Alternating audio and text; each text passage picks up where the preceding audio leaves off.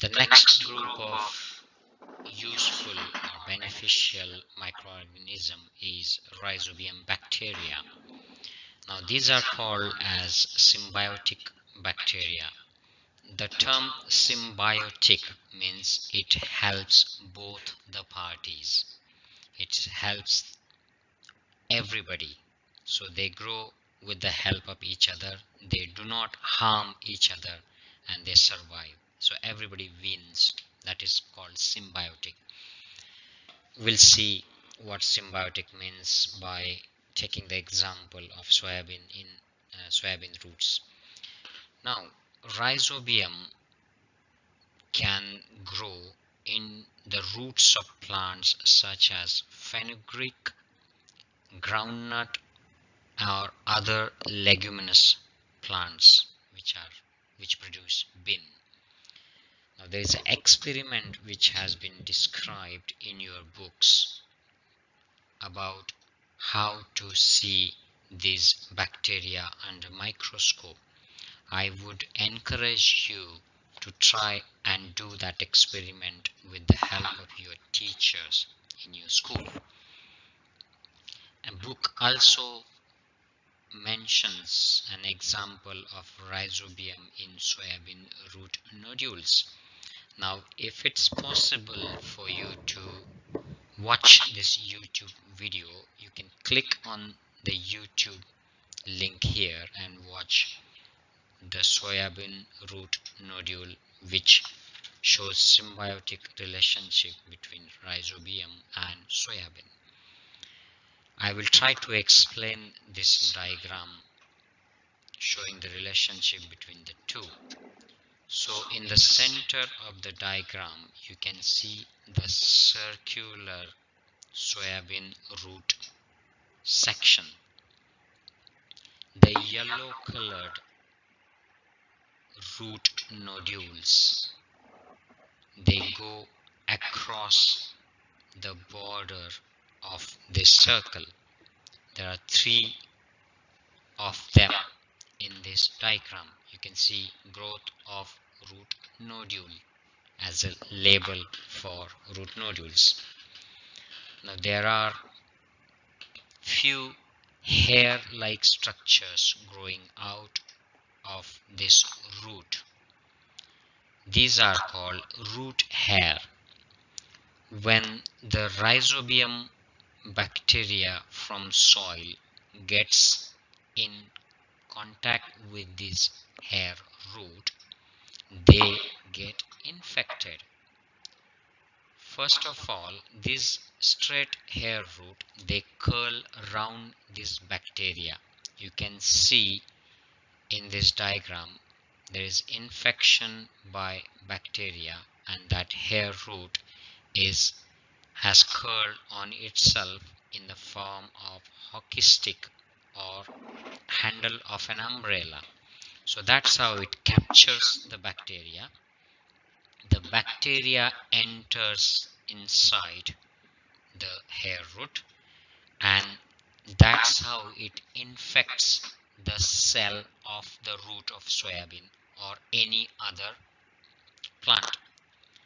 Now this infected bacteria grows into different cells and these cells which get infected, they start producing more and more nitrogen. Nitrogen is used to produce proteins and soybean is very rich in proteins. So those of you who are vegetarian, those who do not eat meat, chicken, beef or eggs, soybean is an alternative source of proteins for vegetarians. So in this example, the rhizobium bacteria, they grow inside the root of soybean. So this relationship helps the rhizobium and in return the soybean roots, they get extra amount of nitrogen and they can produce lots of protein, so it helps soybean to grow as well. This is how there's the relationship between rhizobium and soybean root nodules is symbiotic relationship.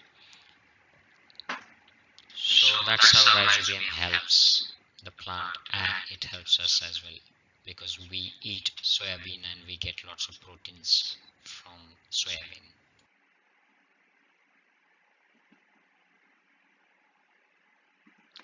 The next we'll see now is the role and importance of rhizobium bacterium. Rhizobia, they have to live around the root nodules to supply nitrites, amino acids to the plant, and in return they get energy in the form of carbohydrates from the plant, because they grow inside the cells of the roots of these plants. And we have seen this mutually beneficial relationship with the plant is called symbiosis. So rhizobia produce nitrogenous compounds by using nitrogen from the atmosphere, and to fix this nitrogen they make use of leguminous plants through their roots, the plants like beans, sweet pea, soybean, etc. And these plants act as host for rhizobium. So beans and pulses, they become rich in proteins due to the nitrogenous compounds made available through this process by rhizobium bacteria. So that's how this process helps to generate more proteins in these plants, and they become high protein, and which are healthy for us to eat, especially for the vegetarian people. After harvesting a leguminous crop, the leftover roots and the plant parts, they are deliberately dumped in the soil by farmers, and it maintains the bacterial population in that soil, so it can be used by the next lot of crops, and it conserves the natural rhizobium population of the soil, which is useful for the farmers, and it helps to keep the use of chemical fertilizers to the low level, which saves a lot of money, as well as it stops or reduces the side effects which are produced due to excessive use of the fertilizers. So it helps farmers as well. Now, the practical application of this scientific knowledge is such that nowadays the seeds of these leguminous plants are coated with rhizobial solution or powder before sowing. So after sowing, rhizobia, they enter the roots, they enter the little plants, and this process is called as rhizobial inoculation. This experiment has helped in the supply of nitrogen to the cereals and other crops besides leguminous crops. So these are the uses and important roles of rhizobium bacteria.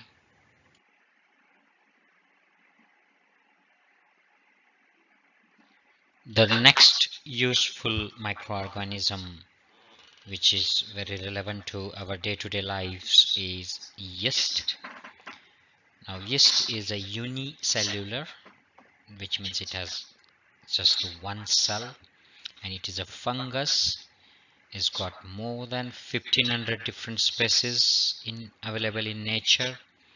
The yeast cell is a eukaryotic type of cell. Now what does that mean? Eukaryotic.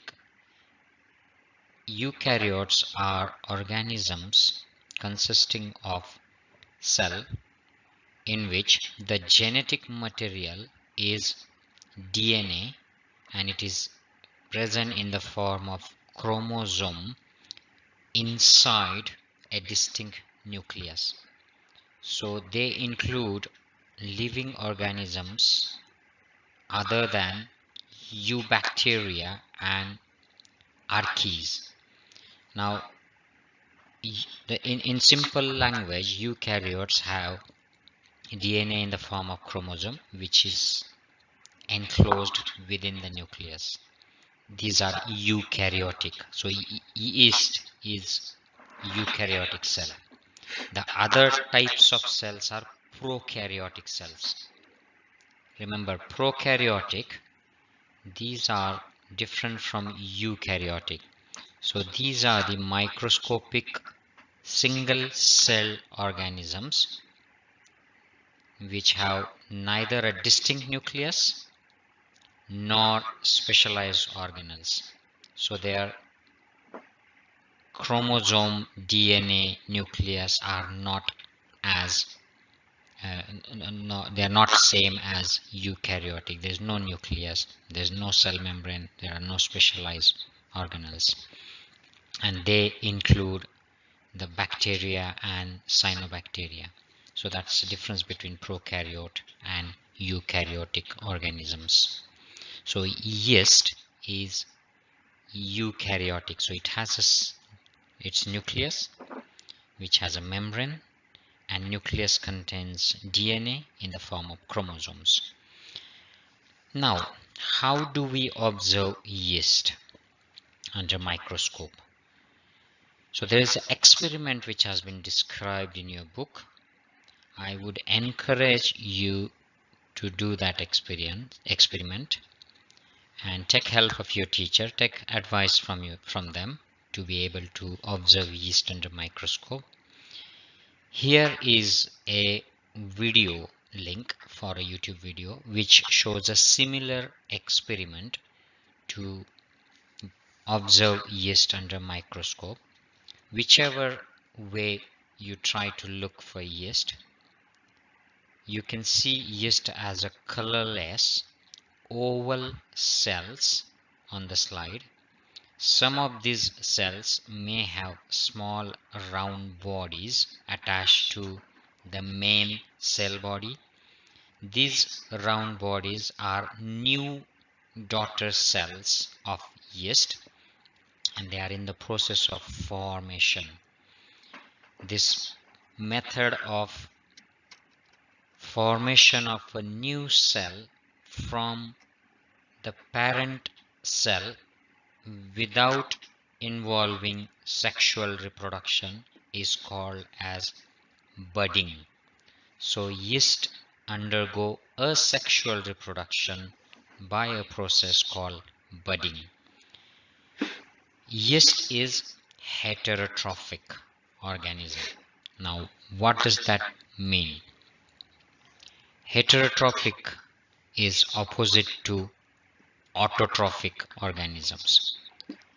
Heterotrophic organisms, they derive their nutrition from complex organic compounds, complex chemical substances, whereas autotrophic organisms, they are able to produce their own food using simple inorganic substances like carbon dioxide. So autotrophs, they produce their own food, they use simple inorganic substances. Heterotrophs, they can't produce their own food, they derive their food from complex organic substances. That's the difference between autotroph and heterotrophs.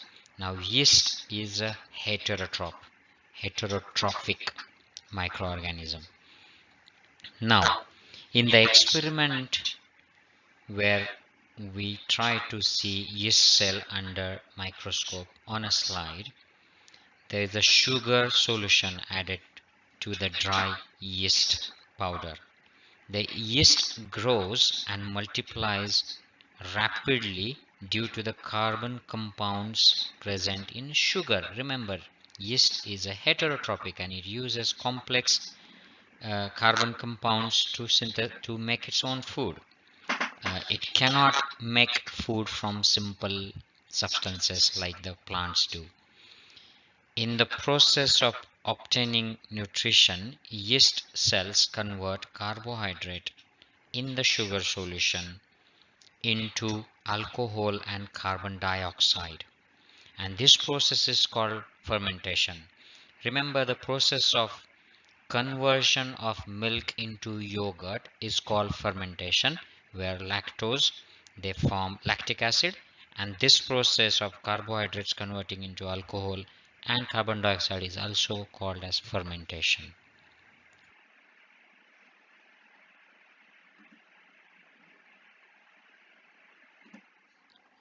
Now let's look at how the bread is prepared using yeast. The process of alcoholic fermentation is used in making bread dough. Bread dough rises as yeast processes the sugar and produces carbon dioxide and alcohol. The carbon dioxide gas, which is produced during this process, causes dough to rise. So the size of the dough increases. The alcohol which is produced, it just evaporates during baking process. This whole process of conversion of sugar into carbon dioxide and alcohol is called as fermentation. During fermentation, each yeast cell forms a center around which carbon dioxide bubbles are formed, and this bubble cause dough to rise. That's why you get a spongy bread.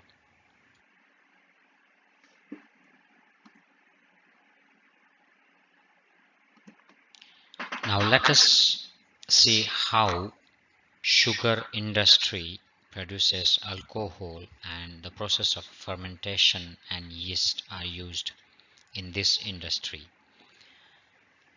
You can see a sugar factory.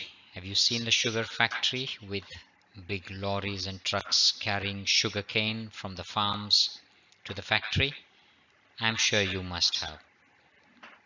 Now, alcohol is produced along with sugar in sugar factories. Molasses is produced from sugarcane juice, and molasses is rich in carbohydrates. It is fermented with the help of yeast called Saccharomyces. In this process, C2H5OH, which is ethyl alcohol, also known as ethanol, is produced as a primary product. And there are also other alcohols and ester produced as secondary products. The spirit and other alcohols can be obtained from this ethanol, which is C2H5OH. Ethanol is a smokeless and high quality fuel. Besides molasses, the industry can also use maize, barley, and other grains to ferment and to produce alcohol. The glucose and fructose, which are present in grape juice, can also be fermented with the help of yeast to produce alcohol, and this is used in making wines in various countries and in our country in around Nasik.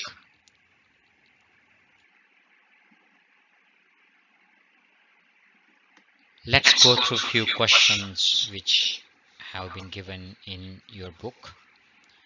The first question is, why is it compulsory in India and in some other countries to mix 10% ethyl alcohol, which is called ethanol, with fuels like petrol and diesel? So the answer to this question is that we have just seen how ethanol is produced from sugar industry. So the production cost of ethanol is lower in comparison to the production cost of petrol and diesel for us, for a country like India. So it lowers the fuel cost if you add 10% ethanol. Ethanol is a good quality and efficient fuel, so it improves the efficiency and quality of the petrol and diesel. Now, petrol and diesel, most of it is used in our country, is imported from Middle East, the countries like Iraq, Iran, Saudi Arabia, and UAE.